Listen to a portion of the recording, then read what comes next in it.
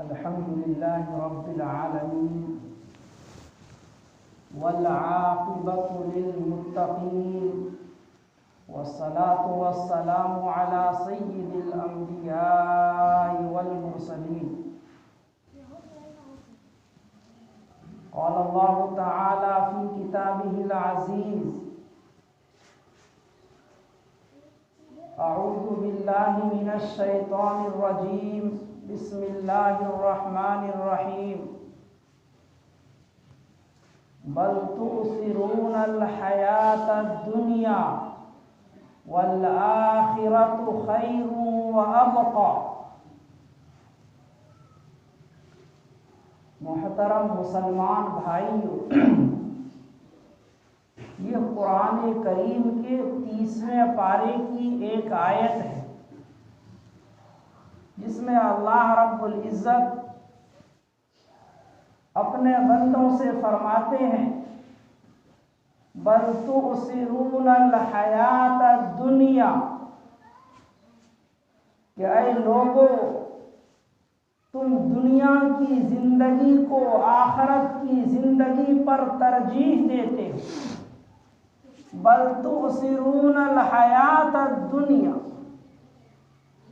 حالانکہ جو آخرت کی زندگی ہے وہ زیادہ دیر پا ہے، زیادہ رہنے والی.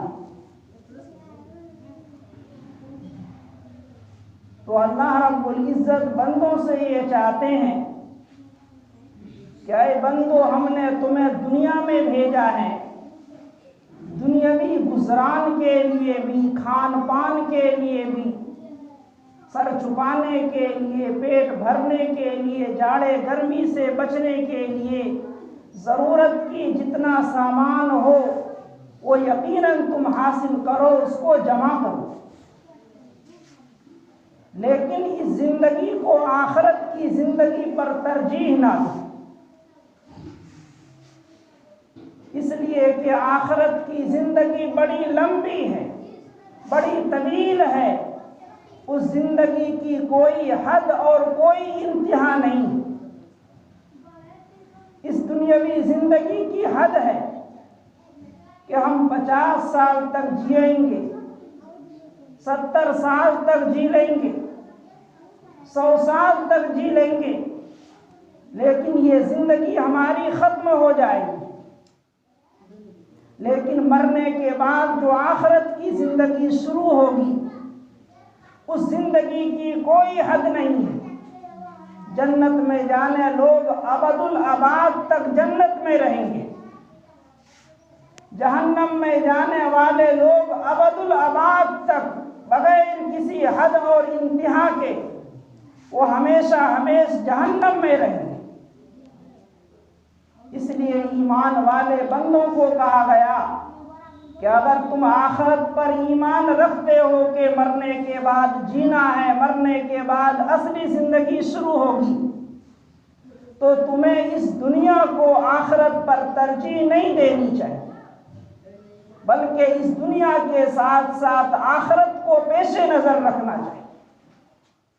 قرآن کریم خود کہتا ہے کہ جب تم نماز پڑھ لو تو دنیا کو حاصل کرنے کے لیے دنیا میں پھیل جاؤ.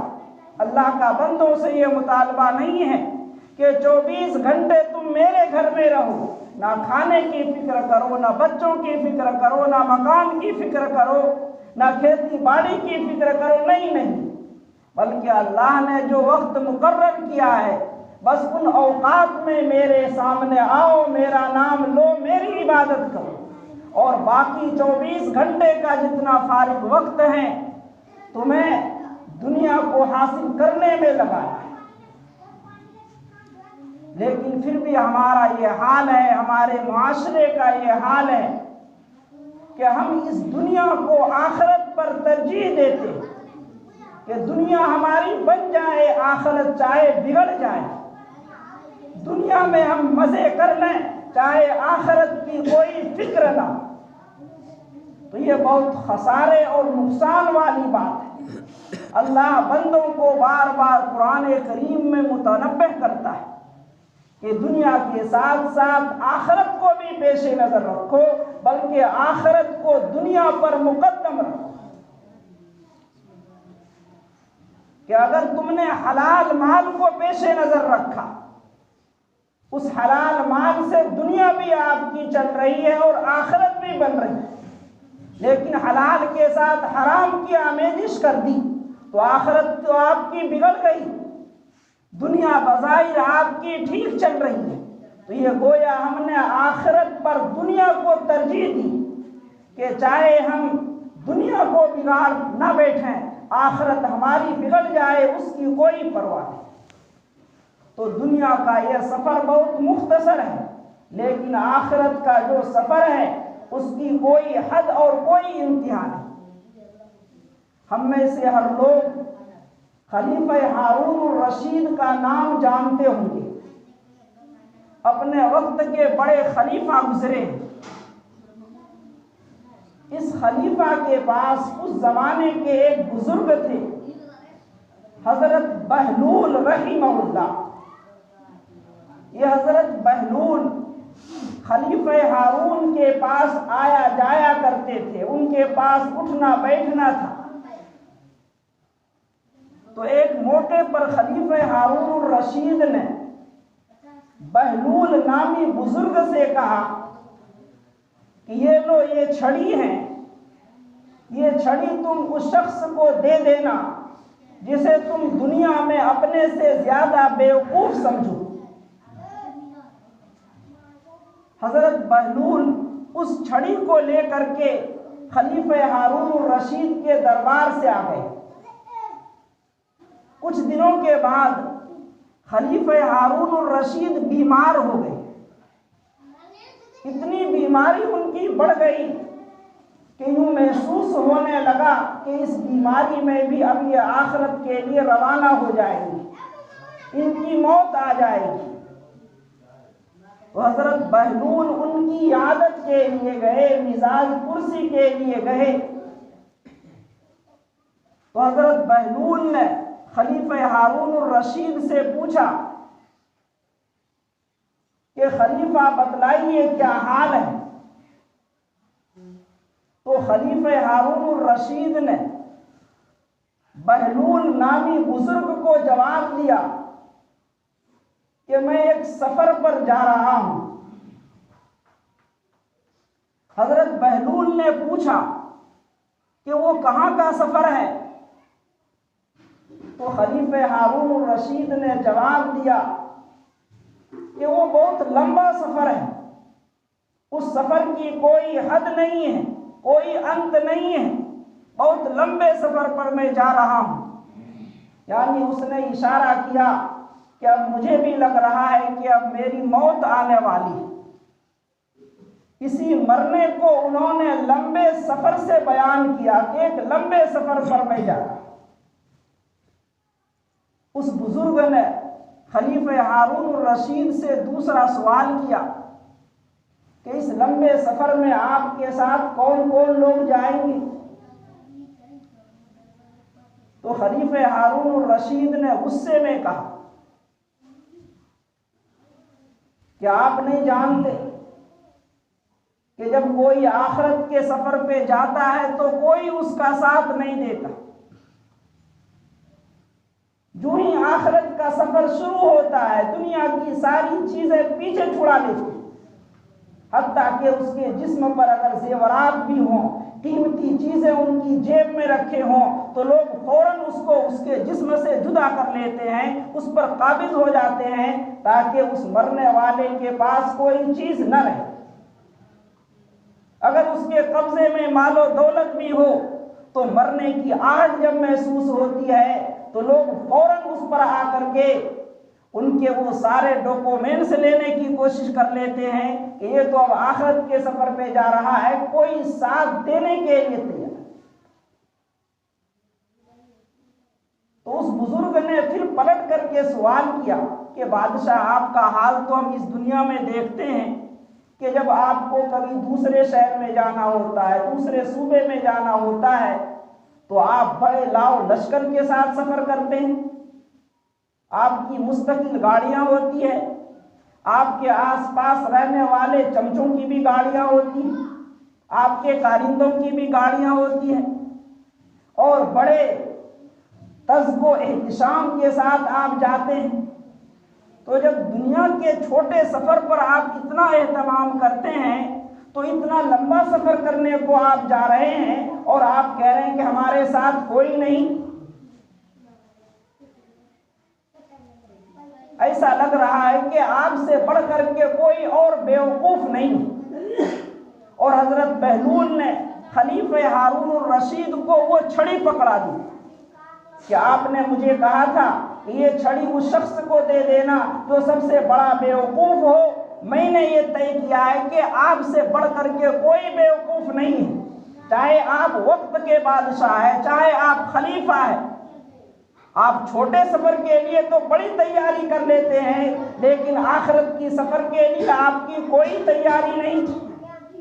قبر کا مرحلہ ہے، حشر کا مرحلہ ہے، پل صراط کا مرحلہ ہے، اللہ کے سامنے سوال و جواب کا مرحلہ ہے، محشر میں کھڑے ہونے کا مرحلہ ہے، جنت اور جہنم کا مرحلہ ہے۔ آپ اس کی کوئی تیاری نہیں کر رہے ہیں، اور دنیا میں ایک جگہ سے دوسری جگہ جانے کے لیے بڑا لاؤ لشکر کرتے ہیں، تو آپ سے بڑھ کر کے کوئی اور بیوقوف نہیں ہو سکتا۔ اس بزرگ نے یہ چھڑی ان کے ہاتھ میں پکڑا دی اور وہاں سے وہ چلتے بنے۔ اس واقعے سے ہمیں یہ عبرت حاصل کرنی چاہیے کہ اللہ رب العزت قرآن کریم میں کہتا ہے بل تؤثرون الحیات الدنیا، اے لوگوں تمہارا یہ حال ہو گیا ہے کہ تم دنیا کو آخرت پر ترجیح دیتے ہو۔ دنیا کی ایک معمولی چیز لینے کے لیے تم آخرت کو برباد کر بیٹھتے ہو، غیبت تک سے نہیں چوکتے ہو، الزام تراشی سے نہیں چوکتے ہو، بہتان باندھنے سے نہیں چوکتے ہو، حسد کرنے سے نہیں چوکتے ہو، غیبت کرنے سے نہیں چوکتے ہو۔ حالانکہ یہ چیزیں وہ ہیں جو روح کی بیماریاں ہیں اور آدمی کی آخرت کو برباد کر دیتی۔ آج ہمارے معاشرے کے اندر بد اعتمادی اسی لیے پھیلی ہوئی، کوئی کسی پر بھروسہ نہیں کرتا، کوئی کسی کے اوپر اعتماد نہیں کرتا، کوئی کسی کو آج قرض دینے کے لیے تیار نہیں، کوئی کسی کے پاس امانت رکھنے کے لیے تیار نہیں کہ اگر آج میں نے قرضہ دے دیا، حالانکہ قرضہ لینے والا ضرورت مند ہے، لیکن آدمی اس سے خائف ہے کہ یہ قرضہ دے گا نہیں لوٹا کر کے۔ آدمی کو امانت رکھنے کی ضرورت پیش آتی ہے، لیکن آدمی خوف کھاتا ہے کہ پتہ نہیں یہ امانت کو لے کر کے امانت واپس کرے گا یا اس میں خیانت کر بیٹھے۔ آدمی ایک وعدہ کر کے وہ مکر جاتا ہے، ایسا لگتا ہے کہ پہلے اس نے وہ بات کہی نہیں۔ یہ ساری باتیں ہمارے بیچ میں اگر ہیں تو مطلب کیا ہے کہ ہم دنیا کو ترجیح دیتے ہیں اور آخرت کو ہم نے یوں ہی ڈال رکھا ہے کہ آخرت جیسی ہوگی وہ دیکھ لیں گے۔ اگر ہم ایسا سمجھتے ہیں، ایسا بولتے ہیں، تو پھر آخرت پر ہمارا ایمان کہاں ہوا؟ آخرت کا تو مطلب اور آخرت پر ایمان کا یہ مطلب ہے کہ قرآن کریم میں اللہ کے نبی صلی اللہ علیہ وسلم نے جتنے مرحلے بیان کیے ہیں ان سب پر ہمارا یقین ہو کہ واقعتاً اگر ہم نے وعدہ خلافی کی ہے تو اس کی سزا بھگتنی پڑے گی، اگر ہم نے غلط بولا ہے تو بھگتنا پڑے گا، اگر ہم نے فتنہ لوگوں میں برپا کیا ہے تو اس کو بھگتنا پڑے گا۔ لہذا ہمیں آخرت کو ترجیح دینی چاہیے دنیا کے مقابلے میں، لیکن اللہ کا ہم سے یہ ہرگز مطالبہ نہیں ہے کہ تم دنیا کو چھوڑ دو، نہیں، کم سے کم دنیا کے برابر تو آخرت کو ترجیح دو۔ ہونا تو یہ چاہیے کہ آخرت کو ترجیح دنیا سے زیادہ دینی چاہیے، اس لیے کہ آخرت کی زندگانی طویل ہے اور اس دنیا کی زندگانی وہ مختصر ہے اور متعین ہے۔ لہذا اللہ رب العزت کے اس فرمان کو اپنے معاشرے میں لانا چاہیے، اپنی زندگی میں لانی چاہیے کہ آخرت پیش نظر رہے، چاہے دنیا میں تھوڑا خسارہ اور نقصان ہو جائے لیکن آخرت کا کوئی نقصان نہ ہو۔ آپ جب ہم ناپ تول کرتے ہیں تو کبھی ہم تولنے میں تھوڑی کمی کر لیتے ہیں، کیا مطلب ہے آخرت چاہے برباد ہو جائے۔ جب ہم آلو پیاز بیچتے ہیں تو بظاہر سامنے اچھے اچھے آلو اور پیاز کے پیس رکھتے ہیں، جب ان کو کہہ دیا جائے 1 کلو آلو تول کر کے دے دو، ان کو پتا ہے آلو بیچنے والے کو کہ کہاں گٹھیاں ہے، کہاں کٹا ہوا ہے، کہاں خراب ہے، وہ فوراً سب کو ملا کر کے بھر دیتا ہے۔ یہ کیا کر رہا ہے؟ یہ آخرت کو برباد کر رہا ہے۔ اس لیے کہ لینے والا تو اچھے آلو اور پیاز کی قیمت دے رہا ہے، اس نے دیکھا کہ سامنے سے اچھے ہیں لیکن انہوں نے اندر سے جب بھر دیا تو گھٹیا قسم کا بھر دیا، حالانکہ اس نے گھٹیا کی قیمت نہیں دی ہے، اس نے اعلیٰ اور عمدہ آلو اور پیاز کو دیکھ کر کے قیمت دی ہے۔ لہذا اگر ہم ایسا کر رہے ہیں تو اس خریدار کے ساتھ یہ غداری ہے اور اللہ رب العزت کے فرمان سے گویا کہ ہم منہ پھیر رہے ہیں۔ اللہ رب العزت ہمیں اپنے معاشرے کو سدھارنے اور معاشرے کے اندر امن و امان کو قائم کرنے کی توفیق عطا فرمائے۔ وآخر دعوانا ان الحمد للہ رب العالمین۔